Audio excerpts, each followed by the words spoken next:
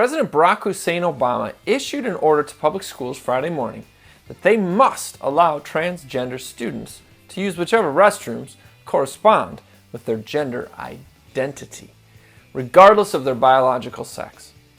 My response? Who cares? Well, Jake, that is rather flippant. This will potentially affect millions of families across America. It can't.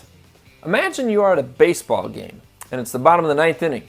The winning run for the home team rounds third base and heads to home plate, where he slides graciously into the catcher's mitt with ball in hand. Before the umpire makes the call, a home team fan screams out of the bleachers, "Safe!" Should the umpire count the run? Should the umpire turn and start yelling at the fan? No. The umpire's duty is to make the call, "You're out." Though the fan deserves chastisement, he certainly has no relevance when it comes to making the call. Article 2 of the United States Constitution clearly defines the powers of the president. You'll find absolutely no section that authorizes the president to have any authority or spend any money from the federal treasury for school bathrooms or education. He is not the commander-in-chief of the public school bathrooms in America. I realize this is strange to the average American, but I've had many opportunities to share limited government speeches across the nation.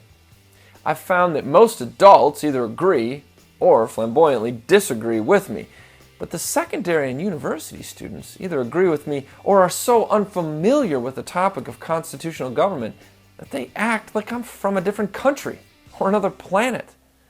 Their education consists of learning about a new, untried world of peace, happiness, and non-threatening moral anomalies, while under the protection of a Judeo-Christian system of ethics that has held back the ugly reality of secular despotism. Every year, states take federal funding to federalize the education systems in their states. The result? Well, they build a new American citizenry that, in ignorance and zeal, promotes the collapse of true liberty, which is found only under the law of nature and nature's God.